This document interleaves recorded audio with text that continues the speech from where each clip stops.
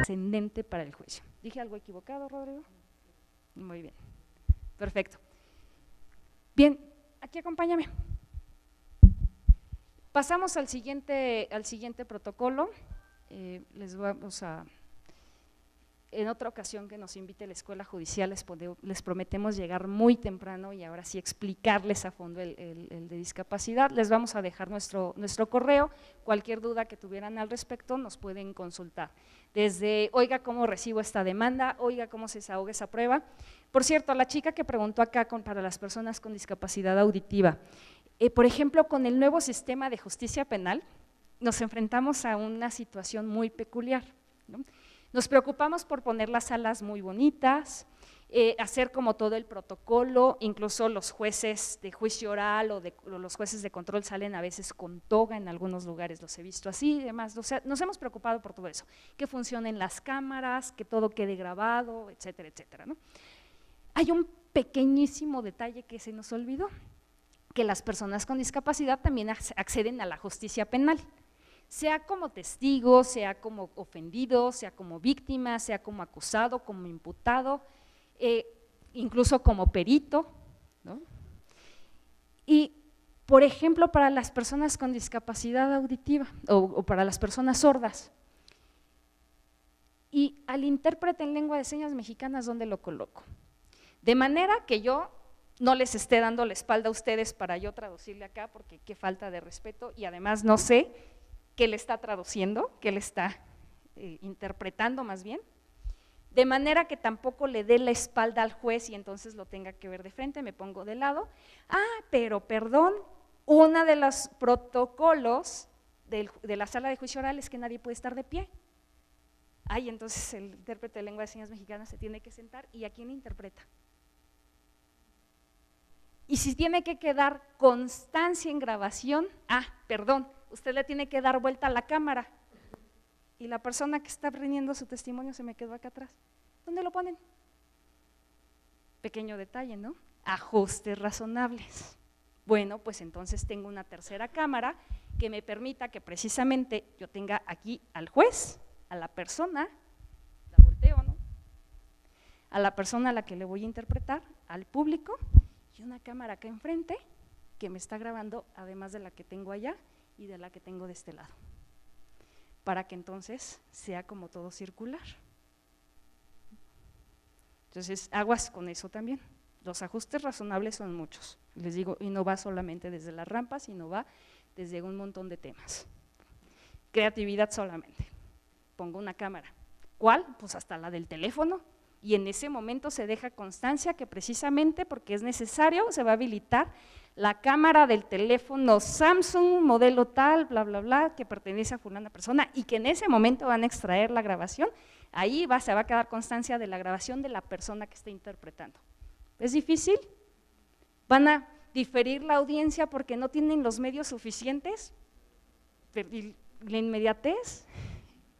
¿Y la celeridad del proceso y demás? Entonces, hay que hacer esos ajustes. Muy bien, paso al otro protocolo. Yo traigo el control, ¿verdad? Bien, quiero contarles que la Suprema Corte de Justicia de la Nación, cuando se hizo la reforma del 2011, a diferencia del tema de la justicia penal, sucedió que con la justicia penal nos dieron 8 años para aprender. Y la verdad es que seguimos sin terminar de aprender nada, ¿no? O sea, nos dieron 8 años y seguimos sin terminar de aprender. ¿Qué pasó con la reforma de derechos humanos? En 2011 nos dijeron, aquí está y ahí está, y háganle como puedan, y todas las autoridades en el ámbito de su competencia tienen que respetar, promover y garantizar los derechos humanos. Y si no lo hacen, se va a prevenir, a investigar, a sancionar y a reparar el daño. Nanita, o sea, ¿y cómo le entro?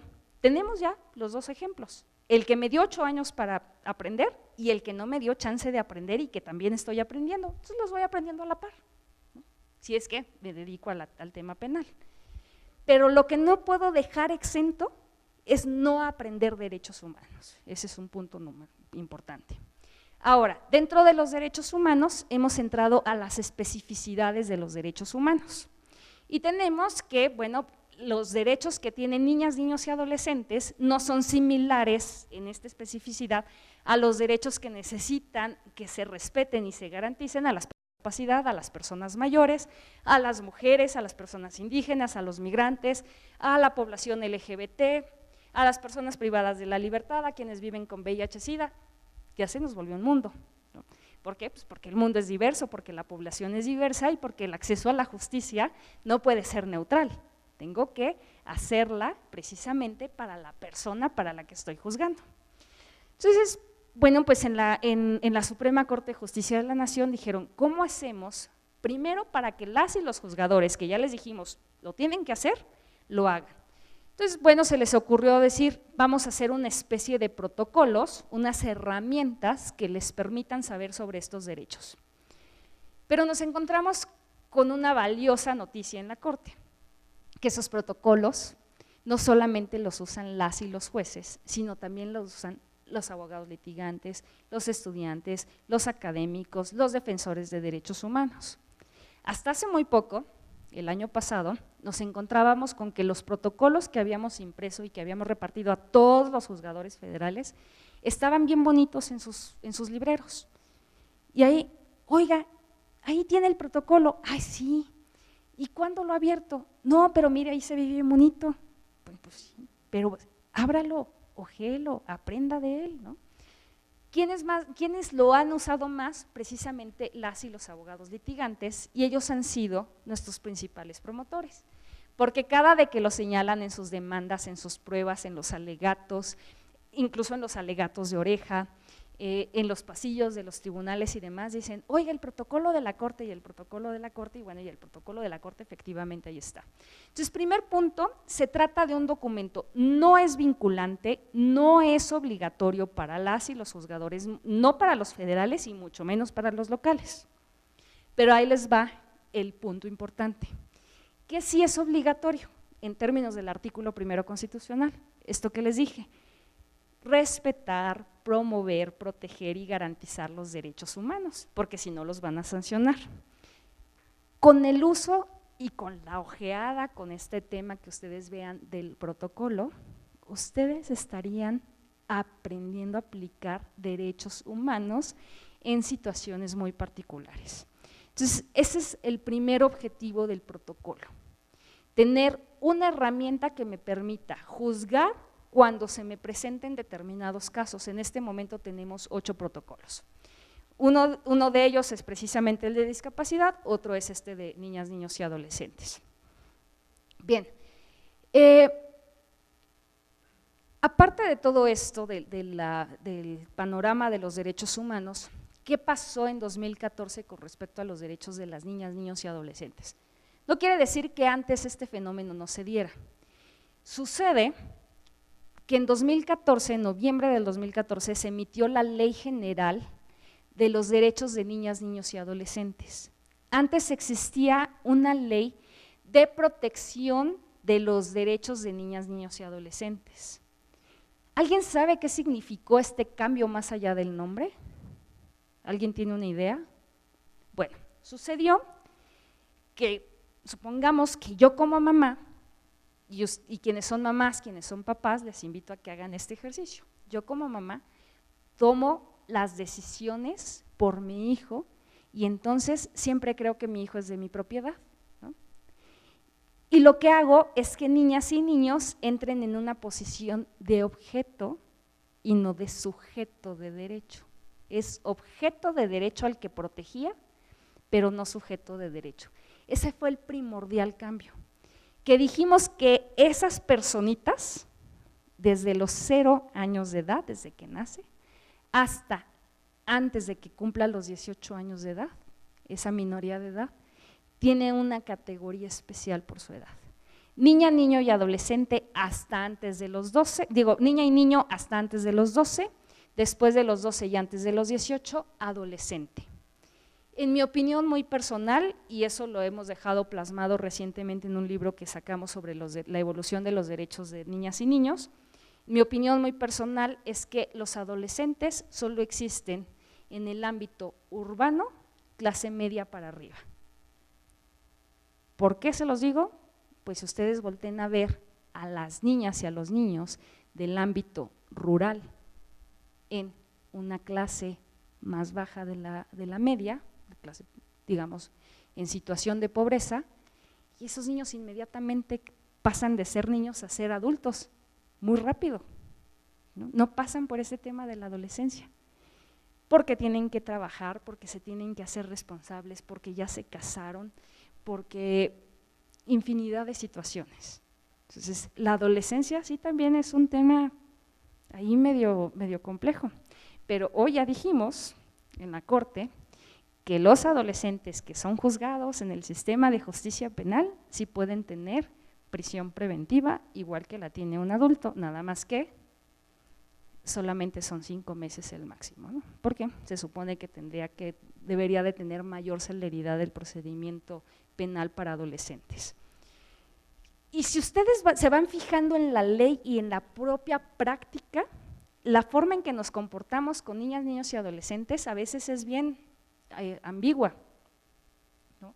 Sí les reconocemos derechos a partir de 2014, pero y además les decimos, y tienen obligaciones, pero en otros ámbitos no se los reconocemos.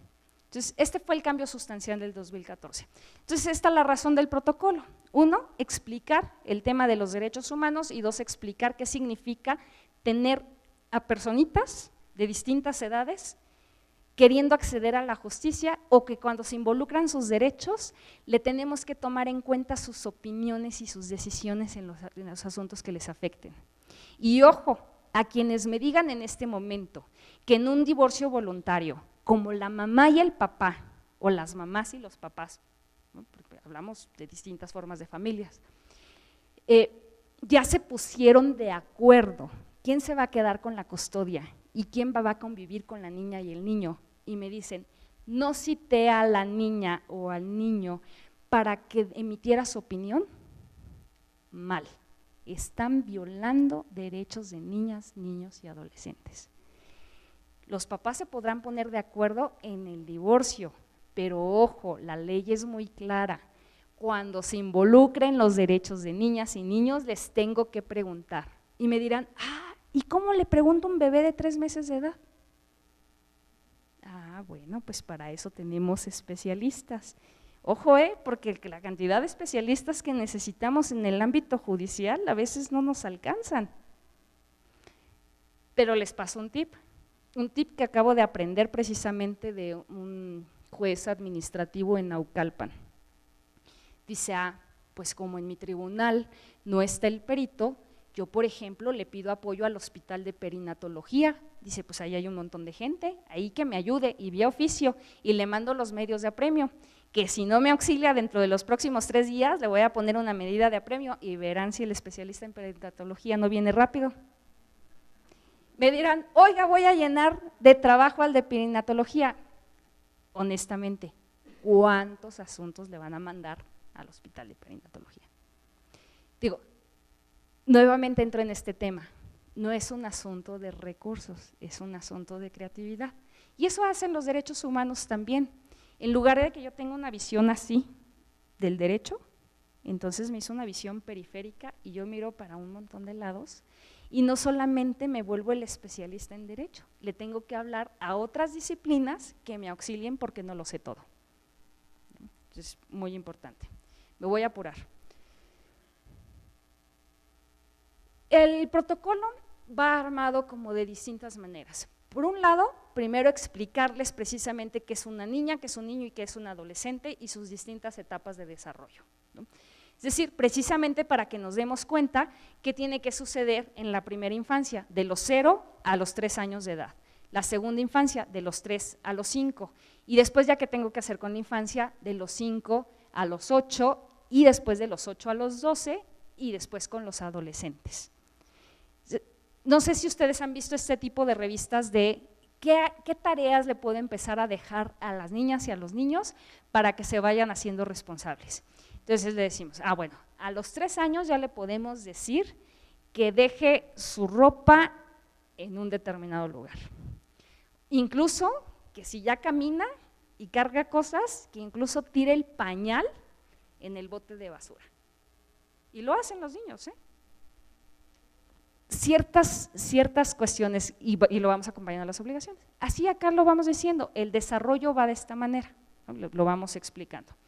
El segundo punto que hace es precisamente cuáles son las capacidades de estas personas menores de edad, por ejemplo, para rendir un testimonio. Pues efectivamente no me voy a traer a un niño de 3 años a que se siente aquí y me diga, a ver, ¿tú con quién te quieres ir? ¿Con tu mamá o con tu papá? ¿No?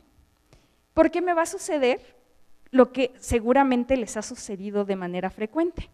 Pues resulta que el que le da más regalos, que el que más lo consiente, que el que no lo regaña y demás, es con el que se quiere ir. Pero realmente tendrá el tiempo, la paciencia, la capacidad económica, etcétera, para realmente hacerse cargo. Y en estos temas casi siempre digo, cuando vean a parejas o a personas que están peleándose y que justamente el canal de cambio es la niña o el niño, a ver, quito esa tensión, los dos quieren al niño y a la niña, ok, vamos a ver si es cierto que quieren a la niña y a la niña, vámonos a la custodia compartida.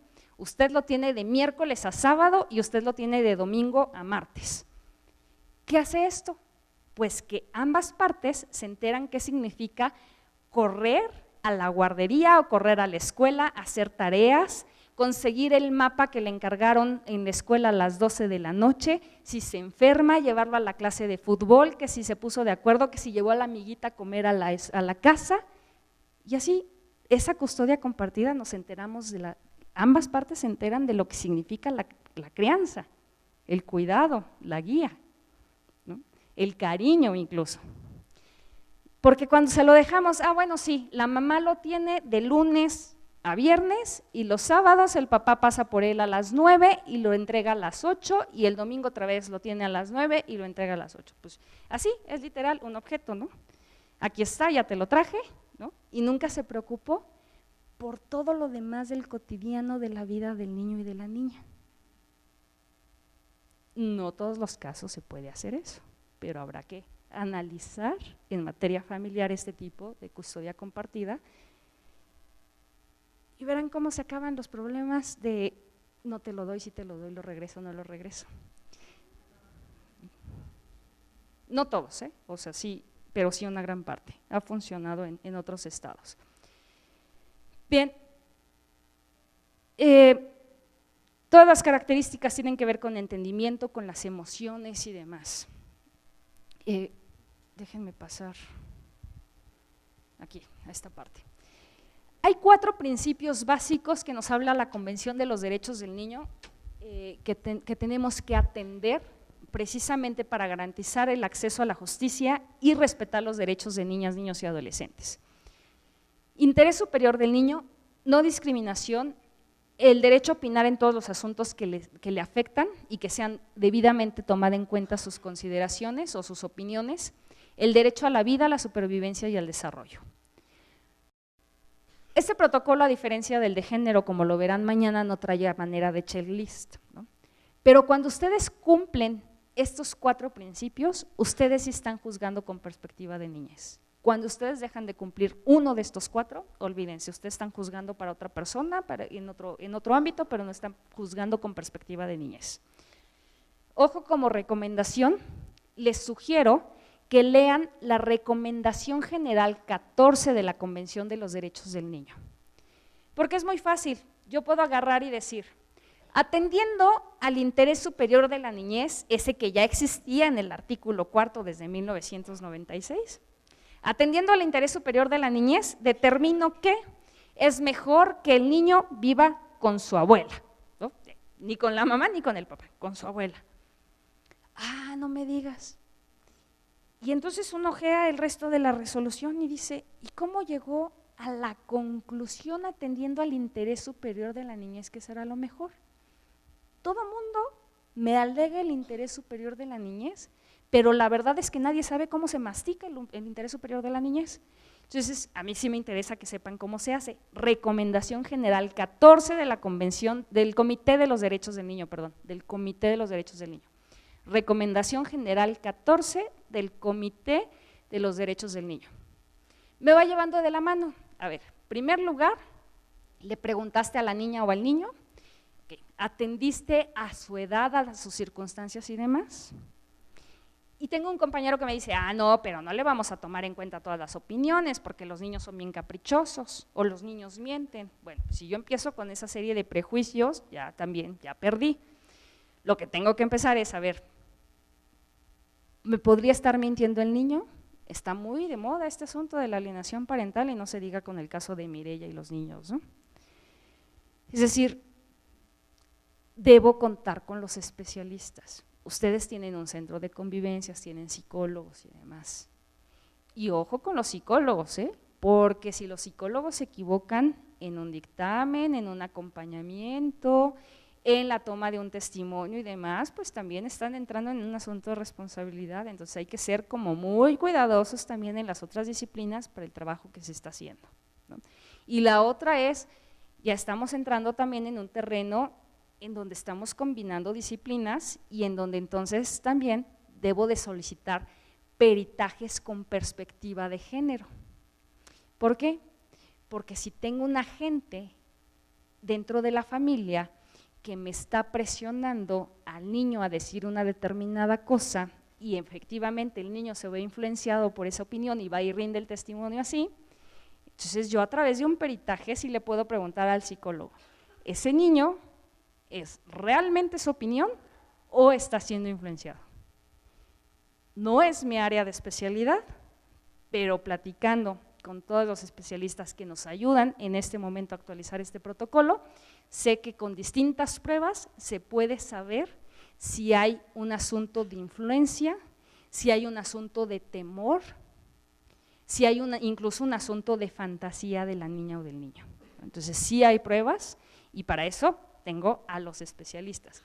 ¿Cualquier psicólogo? No, pues imagínense, a ver, yo estudié Derecho, me he especializado en Derechos Humanos y no me imagino a mi mejor amigo viniéndome a decir, oye, ¿me defiendes de un asunto? Fíjate que me están acusando así y asado y dicen que despedí a mi trabajadora por embarazo, pero no es así, pues ella nomás dejó de venir.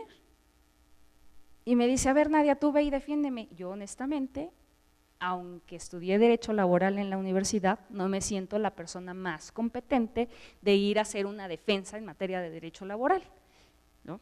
A pesar de que me conozca los convenios de la Organización Internacional del Trabajo, el Pacto Internacional de Derechos Económicos, Sociales y Culturales, que haya leído el 123 para atrás y para adelante y demás, no soy la especialista. Entonces, ojo, también los psicólogos, las psicólogas tienen su ámbito de especialidad y entonces tengo a los profesionales de la psicología expertos en temas de niñez, expertos en temas de adolescentes, incluso hay quienes se especializan tanto que son expertos en temas de adolescentes con problemas de adicciones, por ejemplo. Entonces, también debo de tener a mis especialistas muy bien identificados y eso sí los tengo acá en el tribunal, al menos eso sí los tengo acá, ¿no? El resto que les he mencionado no, pero eso sí. No lo tengo, pues voy a ver qué institución lo tiene y que me ayude, ¿no? No me los vayan a cargar tampoco de todo el trabajo, porque entonces se van a venir a quejar, solamente es así como un consejo cuando sea el extremo último que tengan.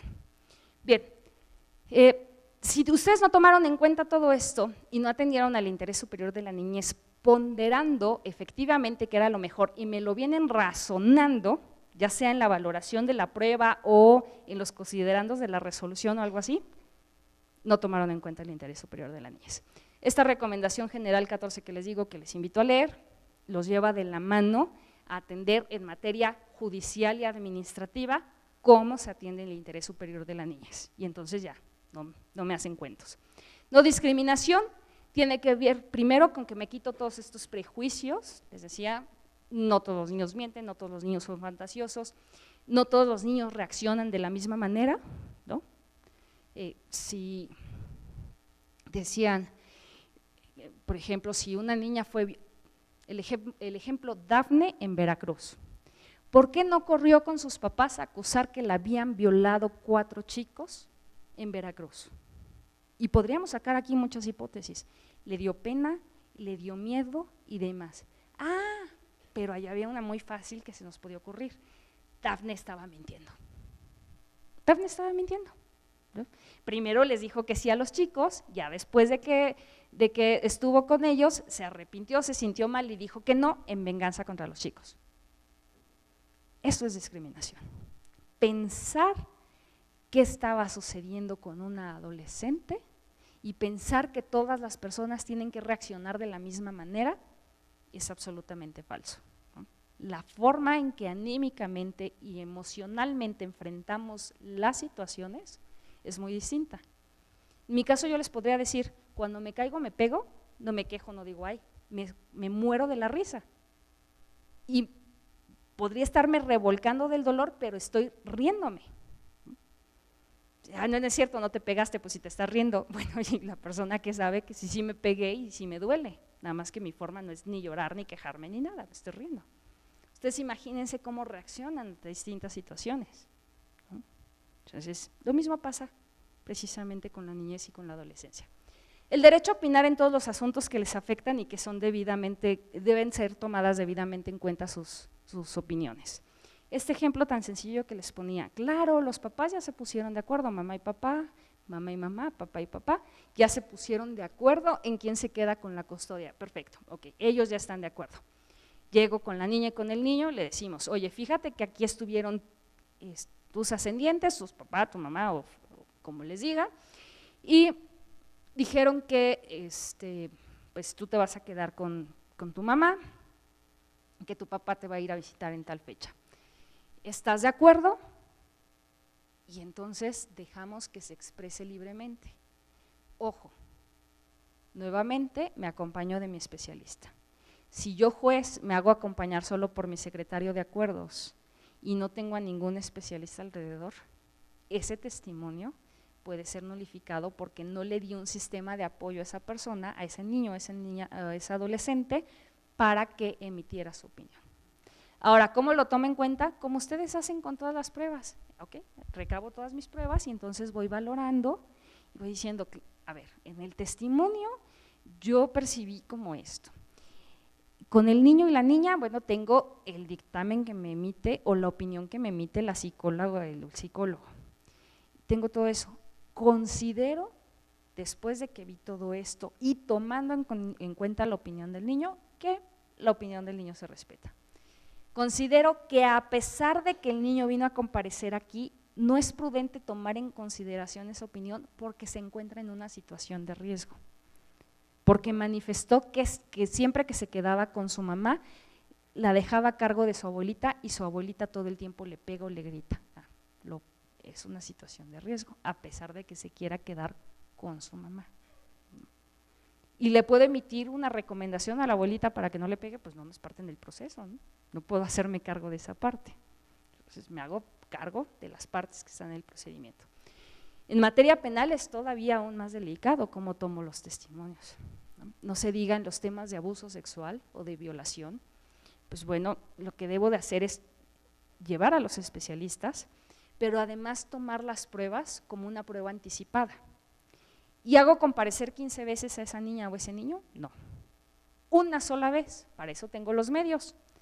Tomo grabación, me hago acompañar del especialista. Quiero saber el testimonio del niño, con todo gusto, aquí está la grabación, analícela y lléveselo al psicólogo. Analícela y lléveselo al trabajador o a la trabajadora social. Pero ojo, así ya no me traigo 15 veces a comparecer a distintas oficinas al niño, a la niña o al niño. Tengo la grabación, que es así, la puedo circular. Lo considero, híjole, la verdad es que el testimonio que está grabado no me da los elementos suficientes y no me da lo que quiero. Bueno, entonces sí, justifico una vez más y lo llamo otra vez y lo traigo, ojo, con el especialista que le va a acompañar. Nunca solo, nunca sola. He visto grabaciones en donde están los tres jueces de juicio oral, el niño sentado en un extremo de la mesa, así chiquitito, imagínense, no vas a ver si lo van a regañar, si le van a decir algo y solo contesta sí, no, y no se le escucha. En un ambiente súper hostil, hay que buscar un ambiente también adecuado. He visto oficinas de juzgadores que tienen ahí los juguetes, el libro de colorear, la televisión y demás. Hay que generarle un ambiente adecuado. Ay, licenciada, eso hace muy tardada la justicia. Pues de todas maneras el trabajo no se les va a acabar y les están llegando 15 demandas al mismo tiempo al juzgado. O sea, de veras, cuando estos temas importan, tómenle un poquito más de tiempo. Entonces, eso es muy importante. El último, bueno, el derecho a la vida, supervivencia y desarrollo tiene que ver precisamente con la capacidad de que pueda desarrollarse, hacer un proyecto de vida, su libre desarrollo de la personalidad y demás. Entonces, tengo que cuidar todos esos aspectos. ¿Estoy garantizando que a través de esto realmente tenga un proyecto de vida o me estoy preocupando solamente por las personas que lo están representando? Ahora, ojo, un niño o una niña puede comparecer por sí solo a juicio. Tacha quien me diga que no. Aquí sí, para que vean, a diferencia de lo que les platicaba en el tema de personas con discapacidad, si la niña o el niño acude solo, entonces lo primero que me tengo que preguntar es ¿por qué no acudió con su representante legal? Ah, pues es que su representante legal es quien abusa sexualmente de él o de ella. Claro, pues por eso. Entonces, ¿qué hago en ese momento de manera inmediata? Nombro a un representante en sustitución. Y ojo, la Ley General de Derechos Niñas, Niños y Adolescentes nos ha metido en un nuevo tema que el DIF hoy todavía no sabe desatorar, pero que es muy importante y que el ejercicio tiene que estar, porque estamos en esta actualización del protocolo que va a salir en octubre, el abogado coadyuvante. Ese abogado coadyuvante no es otra cosa que el que está representando los derechos del niño o de la niña. Y les pongo un ejemplo en materia penal. Tengo un asunto de abuso sexual, ¿no?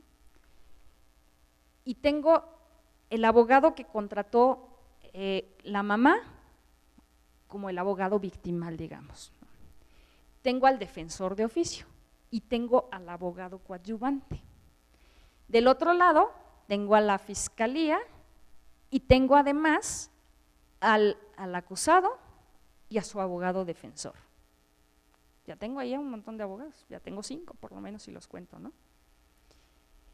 Cuando se van con la víctima y el niño o la niña es víctima de ese abuso sexual, dicen, ah, bueno, a ver, espérese, usted ya tiene el defensor de oficio, ya tiene a su propio abogado victimal y además tiene el abogado coadyuvante, que 2 renuncien y que se quede solo uno representando. Ah, pero ¿qué pasa? Que ese abogado victimal o el defensor de oficio sí pueden renunciar uno de los dos a su cargo porque están haciendo el mismo papel, están defendiendo los derechos de la víctima en el procedimiento. El abogado coadyuvante está vigilando en todo momento que los derechos de ese niño o de esa niña se respeten, porque hay veces que podríamos decir, ah, bueno, pues como son delitos que son de querella en algunos códigos penales, pues pueden haber los acuerdos reparatorios. Bien, para que haya un acuerdo reparatorio tengo que garantizar efectivamente la reparación del daño. Y resulta que dice la señora, ah, pues ya me dieron 15,000 pesos, yo con eso me voy muy contenta y vámonos. ¿Y el niño? ¿O la niña? ¿Qué pasó ahí? Para eso tiene su abogado coadyuvante. Oiga, momento. Una cosa es la reparación del daño en temas pecuniarios, de los cuales usted ya se puede estar poniendo de acuerdo, pero falta toda la atención que le tiene que brindar esa niña o ese niño.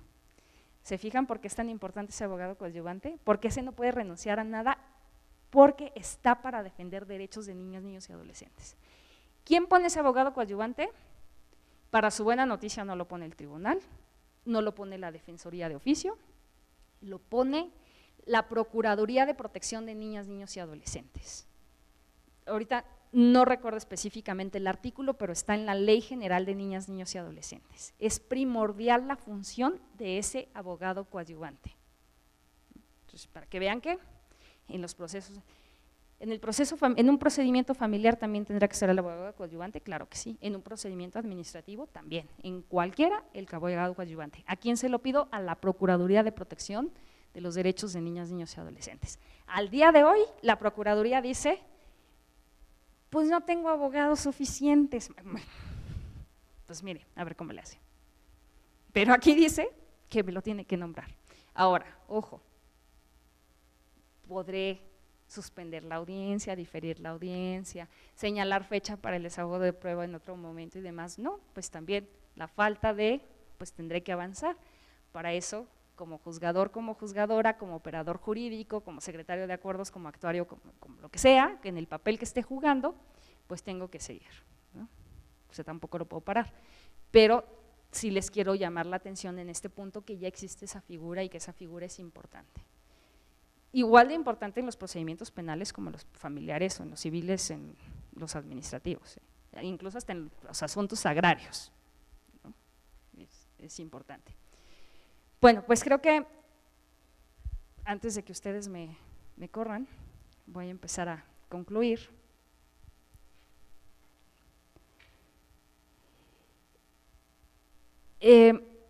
Reglas y consideraciones. Bueno, siempre que esté involucrado un menor de edad, tengo que verificar precisamente que se atiendan sus derechos. ¿Cuál es el tema que se está involucrando? Un tema de divorcio que le compete, un tema de pensión alimenticia, un tema de custodia, es un tema de la separación de bienes, ahí no tiene que ver, a menos que derivado de esos bienes, ahí está el embargo precautorio para garantizar la pensión alimenticia del niño o niña adolescente, pero le tendré que tomar en cuenta para la separación de bienes, no. Por eso siempre decimos pues, la cuerda separada o que ya termine como este asunto y tomamos las medidas correspondientes. Debe de tener asistencia, debe de tener acompañamiento, se le debe tomar testimonio, debe de haber privacidad, medidas para proteger la intimidad, evitar contacto con los adultos que puedan afectarle emocionalmente. Si me dice, yo no quiero ver a mi papá porque me da mucho miedo, no, pero es que tienes que convivir con tu papá, no, o sea, no podemos obligar a eso, ¿no? Este asunto de la intimidad y la privacidad es muy importante.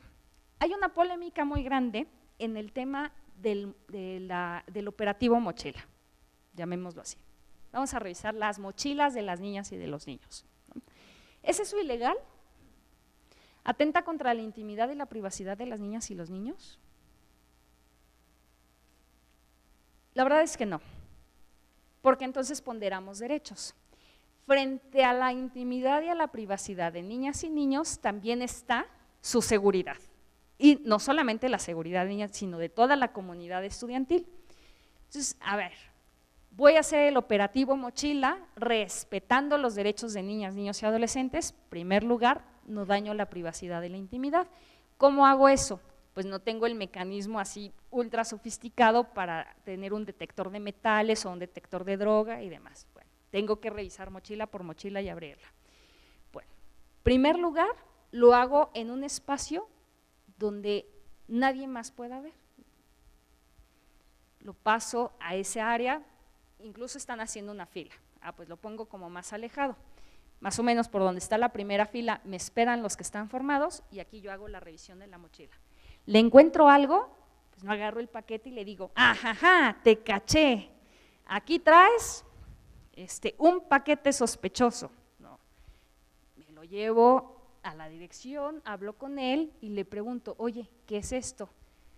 Pues es azúcar que le quise traer a la maestra porque dijo que ayer no le podía poner azúcar al café porque no tenía, ¿no? Y quise ser buena, bueno, ya, ¿no? Qué salvación. No, pero resulta que sí es una sustancia de la que tengo duda.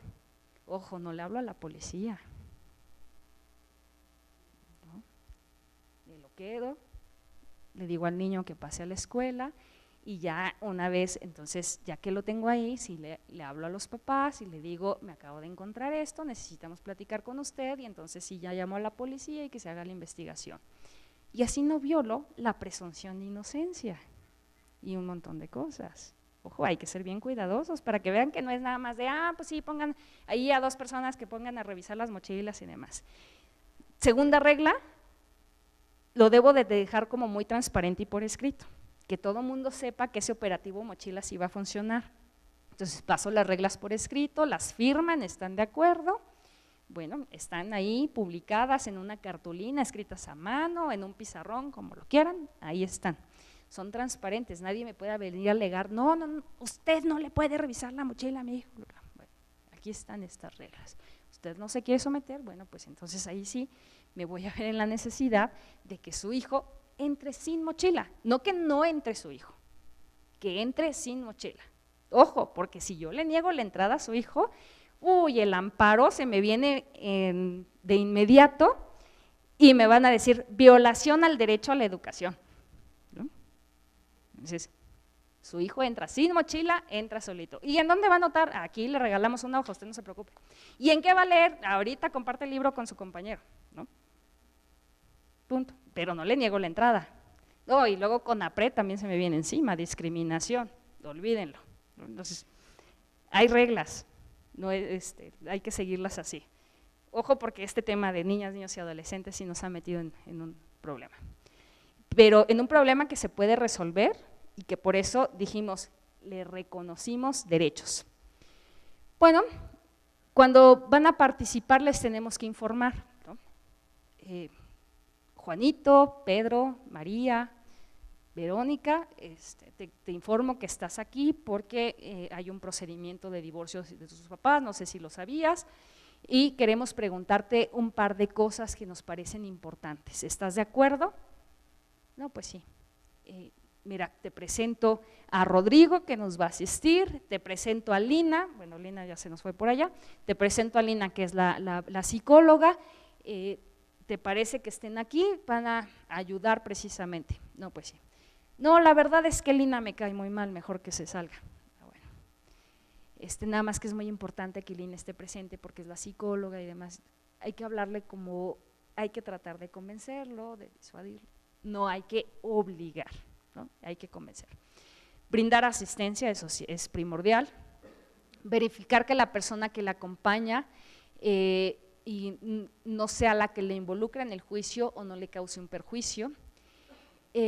Brindar medidas de protección, brindar privacidad, que los espacios de espera y de los juzgados sean idóneos, por eso les decía, pues tengamos un par de juguetes, libros, bueno, ahora la tecnología ha cambiado tanto, a lo mejor no la televisión, pero tengo ahí un iPad, una computadora por lo menos conectada a las caricaturas, a YouTube o algo así, ¿no? Qué sé yo.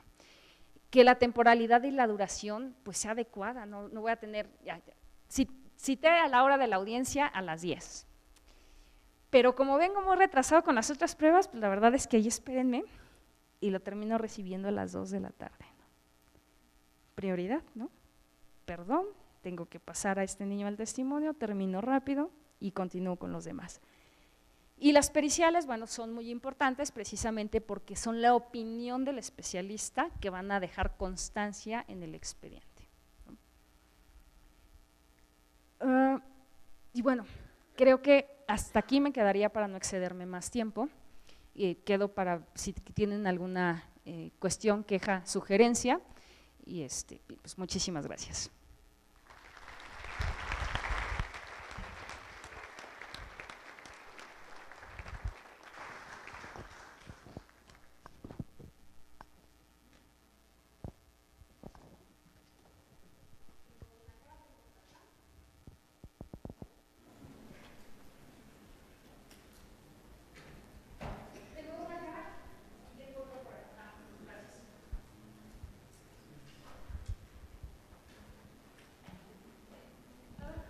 Gracias. Muy contento con su participación. Nos motiva y nos incentiva a seguir en esa línea y saber que gente de la Suprema Corte tiene claro eso y que lo tiene firmemente. Gracias. Con relación al abogado coadyuvante, me llama mucho la atención en materia familiar, cuando puede darse el enfoque de que hay un asunto que podría involucrar los derechos de los menores, ya sea alimentos o un divorcio voluntario, hay menores. Entonces comparece la agente del Ministerio Público en representación de los derechos. Aún así, ¿considera prudente un abogado coadyuvante con el fundamento que usted nos acaba de otorgar? ¿O con él se cumple esa finalidad de representación de los derechos de los menores que están en juego? Gracias a usted.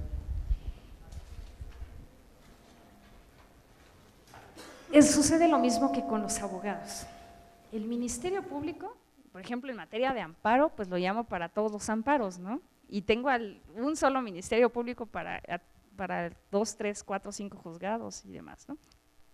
Supongamos para los juzgados familiares, los juzgados civiles, tengo exactamente el mismo Ministerio Público atendiendo las 35 juzgados, ¿no? Y entonces, ¿qué hace el Ministerio Público? Pues lo único que hace es, así ya me enteré, y se lleva copia, ¿no? Y entonces ya en la tarde, en la comodidad de su oficina, espero que sí se acomoda, se pone a leer como todo, ¿no? Y entonces va seleccionando. Dice, este sí tiene prioridad, digamos, porque está medio delicado. Los demás son de trámite. Ay, divorcios voluntarios, divorcios necesarios, son de trámite y va firmando todo. Pero este otro sí le interesó porque resulta que estaban vendiendo el bien que estaba a nombre de ese niño y su representante legal o su tutor lo estaba vendiendo, ¿no? Ese sí le importó. Porque qué tal si solo se quieren quedar con su dinero, etcétera, etcétera. Entonces, ¿tú crees que ese Ministerio Público realmente va a defender los derechos de todos los otros niños que dijo, estos son de trámite y me voy a enfocar solo a este? Esa es la función del abogado coadyuvante, defender los intereses de las niñas y los niños. Y me vas a decir, pues también va a tener tantos asuntos porque van a escribir a un solo abogado coadyuvante en todos los juzgados familiares. Bueno, habrá que ver cómo funciona, habrá que darle este beneficio de la duda, pero sí lo considero importante. O sea, en conclusión, sí lo considero importante porque la función del Ministerio Público es ser la representación social y va a atender no solo los asuntos de niñas, niños y adolescentes, sino también los de los asuntos de personas con discapacidad, los de personas mayores y todos los demás que se le pongan enfrente y solo va a ir a firmar. El otro sí se supone va a estar capacitado en los temas de la Convención de los Derechos del Niño, por lo menos le vamos a decir, darle una repasada al protocolo, si vas a ser el abogado coadyuvante que va a participar en los procedimientos y otra serie de herramientas que se están construyendo. UNICEF y la Procuraduría de Protección a nivel nacional están generando un manual de actuación para las y los abogados coadyuvantes. Entonces sí es necesario. Tenía otra por aquí, ya creo que ya se me fue. Buenas acá tardes. estás. Buenas tardes. Primero agradecer su participación y dos comentarios. Uno, en lo que menciona de la adolescencia para adolescentes, actualmente ya existe lo que es la justicia restaurativa y, bueno, los peritajes que corresponden, ¿no? A final de cuentas, nosotros sabemos como profesionales en derecho que el adolescente tiene un criterio distinto en el sentido psicológico a un adulto con una conciencia, pues a final de cuentas en ocasiones como una travesura o como una venganza hacia un maltrato o hacia diferentes factores que pudieron encaminarlo a esa conducta, ¿no? Y con lo que menciona el compañero del abogado coadyuvante, la Defensoría Pública tiene esa subdivisión de materia para adolescentes. Entonces, como juzgadores podría girarse el oficio y que se nombre en materia familiar.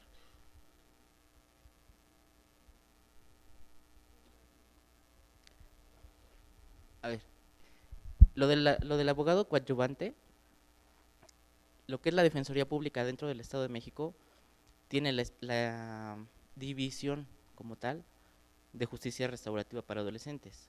Entonces, ¿qué pasa? Si tú como juzgador o como juez solicitas el apoyo por medio de un oficio y nombras un defensor público, ¿no? Fíjate que no en todos los casos. Te voy a decir por qué. El abogado defensor se va a dedicar a defender al adolescente en los temas en los temas de la defensa penal como tal. Este principio de presunción de inocencia, el debido proceso, la presentación de pruebas y tal. Pero te voy a platicar un caso de una jueza especializada en adolescentes en Querétaro, donde le presentan a un chico de 16 años de edad que había violado a una chica de 12. Cuando llega al juzgado, lo primero que le pregunta Mariela se llama la jueza, es ¿cómo te llamas? No sé. ¿Cómo te llamas? No sé. ¿Cómo te dicen? ¿Y tú? A ver, dice Mariela, o sea, ¿no tienes nombre? Y el niño, ¿qué es eso? ¿Fuiste a la escuela? No. ¿Sabes leer? No. Y le pone un periódico. O sea, Mariela de repente pensó, este chico de 16 años me está mintiendo, ¿no? O sea, ¿qué sucede? Entonces se pone a investigar su contexto y este chico había crecido en un lugar un poco inaccesible para la educación, aunque Querétaro, digamos, no tiene las largas distancias y demás, y digamos como los problemas de diferencia económica tan severos como los vive, por ejemplo, Oaxaca o Guerrero, ¿no? Municipios como Metlatón, que es el más pobre de acuerdo al índice de desarrollo humano. Pero Mariela no daba crédito a que ese chico no tuviera un nombre, que nunca hubiera ido a la escuela y que no supiera que lo que había hecho estaba mal. Entonces, a ver, nombra al abogado defensor, dice, bueno, pues vamos a llevar toda la defensa. Todas las pruebas llevaban a que efectivamente él era responsable del delito de violación a la chica de 12 años, todas las pruebas lo llevaban.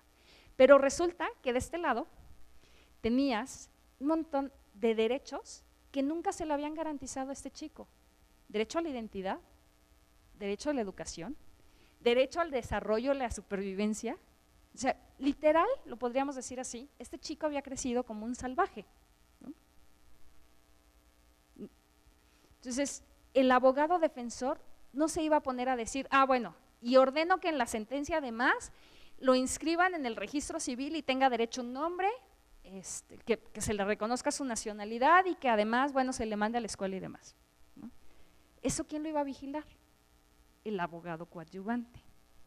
Hay otro tipo de derechos inmersos al momento del juicio que unos tienen que ver exactamente con la justicia penal para adolescentes, que no le quitaba responsabilidad. Al chico se le condenó precisamente por ser responsable de ese ilícito y se fue al centro de internamiento en aquel momento. Y hubo otro abogado, el abogado coadyuvante, que defendió estos derechos y estuvo al pendiente que efectivamente se le diera un acta de nacimiento en donde se le asentara un nombre, unos apellidos, su edad, su lugar de residencia, etc. Todo esto que te da el documento de identidad, ¿no? Que además de la instrucción que le fueran a dar acá en el centro de internamiento, tuviera una educación especializada e idónea para que aprendiera a leer lo más rápido posible, porque tenía 16 años de edad. O sea, ya no podría cursar los 6 años de primaria, imagínense, le va la vida, ¿no? O sea, tenía que ser como la forma más idónea y expedita de la alfabetización de ese chico. Garantizarle alimentos y demás, y habría que investigar incluso desde quién eran sus papás. Entonces, para que veas que en algunos casos no es suficiente el abogado defensor que tengo específicamente para el sistema de justicia penal para adolescentes. Habrá otros derechos subsidiarios o que tendré que respetar. Entonces, para eso también está este abogado coadyuvante que dice, hay que hacer esto. Muy bien. ¿Me queda tiempo para otra pregunta? Gracias. Sí. Bueno, conste que es permanencia voluntaria, no es a fuerza, ¿eh? Hola, buenas tardes. Yo tengo 2 preguntas. La primera es por cuanto hace en el caso en que algún niño, niña o adolescente es canalizado a un centro de asistencia social como una medida de protección en virtud de que es víctima de algún delito, ¿es viable prohibir la convivencia con sus progenitores? En este caso, si alguno de los dos es el presunto inculpado. ¿Por qué se lo pregunto? Porque en muchos de los casos, en una primer vertiente diríamos, bueno, si está siendo canalizado como una medida de protección es porque presuntamente es violentado por alguno de sus progenitores, pero ¿qué pasa cuando alguno de ellos va ante un juzgado federal y refiere que se le están violentando los derechos humanos a la convivencia con sus hijos? Porque si bien es cierto, tiene a lo mejor alguna denuncia, pero también lo es que el Ministerio Público únicamente está en la etapa de investigación y como tal no tiene ya los elementos para determinar si tú estás tú sí estás cometiendo ese delito sobre algún niño, niña o adolescente. Y la segunda es que en el Estado de México existe la ley que regula los centros de asistencia social y las adopciones en el Estado de México, que es reciente.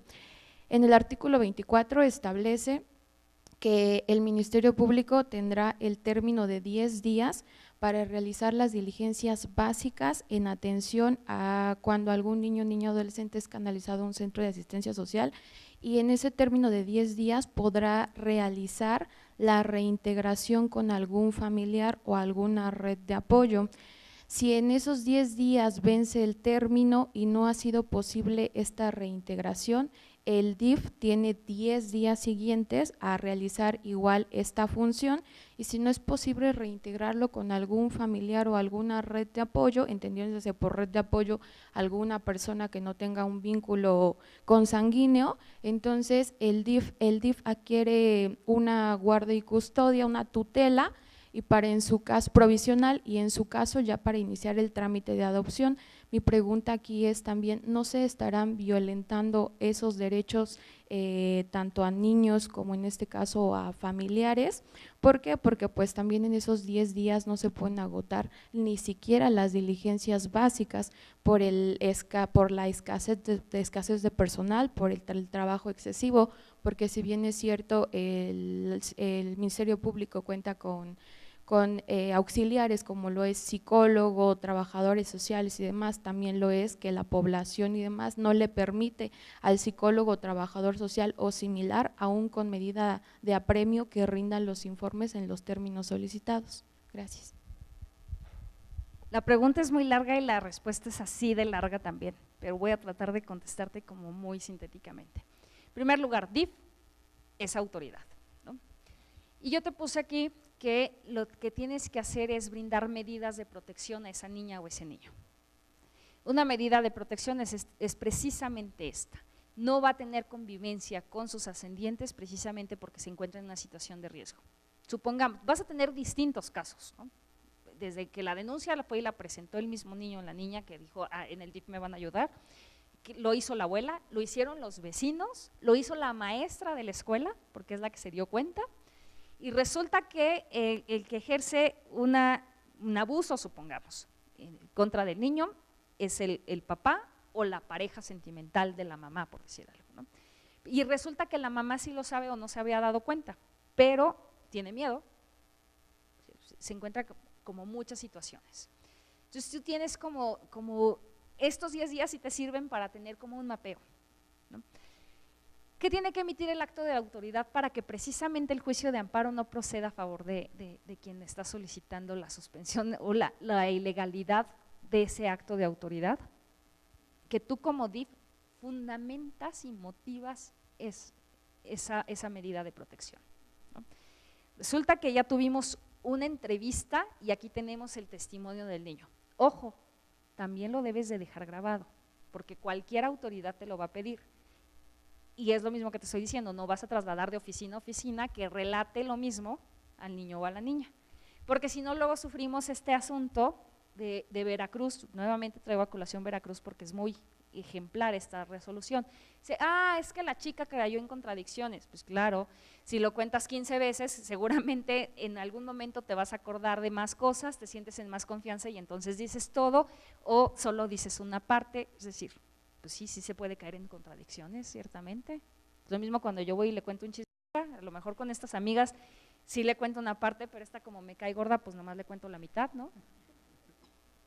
Entonces, ojo con esa parte. Ya tengo el testimonio, ya tengo una primera valoración, porque a lo mejor no me da para tener un peritaje de la psicóloga, del psicólogo, pero ya tengo una primera valoración de la psicóloga o el psicólogo, ya tengo como datos suficientes que recabó trabajo social y demás, y entonces con eso, tienes 3, con eso tomo una resolución, una determinación administrativa en la que fundo. ¿En qué voy a fundar? Convención de los Derechos del Niño, resolución general número 14, me van a decir, no es vinculante, no importa, forma parte del soft law y por supuesto que me va a ayudar. Ley General de los Derechos de las Niñas, Niños y Adolescentes, esta nueva normatividad que me acabas de decir que tienen en el Estado de México, que por lo que veo te la sabes casi de memoria, es decir, pongo como todo mi fundamento. Ahora, ¿cómo lo motivo? Derivado del testimonio que nos brindó el niño en donde argumenta tal y tal y tal y tal, y precisamente consideramos que se encuentra en una situación de riesgo, que trabajo social me dijo que efectivamente vive en un ambiente hostil, que las vecinas y los vecinos se habían dado cuenta, pero que la mamá no lo había denunciado y demás, y de la valoración de la psicóloga que dice que lo mejor es que temporalmente no conviva ni con su mamá ni con su papá en lo que se determina en algún procedimiento judicial u otro procedimiento administrativo, como es la carpeta de investigación. Entonces, tomamos en consideración para el mejor interés superior de la niñez que este niño o esta niña se queden en guardia y custodia de esta institución por la temporalidad de tanto. Le tengo que poner una temporalidad, no hace al infinito y más allá, le pongo una temporalidad. Más allá de los 10 días, ¿te gustan 60? ¿Te gusta que en 60 podamos avanzar en un procedimiento? Ok, pasan los 60, lo valoro. Vuelvo a preguntarle al niño o a la niña, no, la verdad es que aquí me tratan horrible, yo ya me quiero ir. Tengo a mi abuelito, tengo a mi tía. Ah, bueno, pues tomo una nueva resolución administrativa. Otra vez, fundo y motivo. No puedo motivar nomás así a rajatabla, o sea, tengo que vincular todo. Si es válido, estás haciendo control de convencionalidad, estás cumpliendo con el artículo 1 constitucional, estás incluso cumpliendo con cosas que te dice el protocolo, ¿no? Entonces, si es válido, si se puede, va cualquiera de las partes a amparo, el juez, si tú lo argumentas bien, si lo sustentas bien, digamos, no lo va a tumbar. El juez lo tumba, queja contra el juez de distrito, porque no está protegiendo los derechos de niñas, niños y adolescentes. Muchas gracias. Gracias.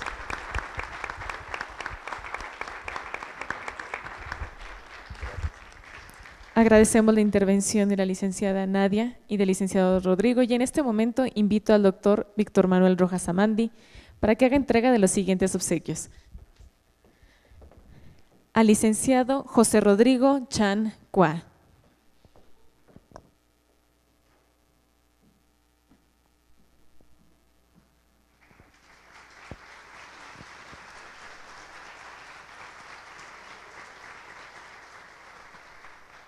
Y a la licenciada Nadia Sierra Campos. A ambos por su destacada participación en el taller Aplicación de protocolos de actuación en derechos humanos.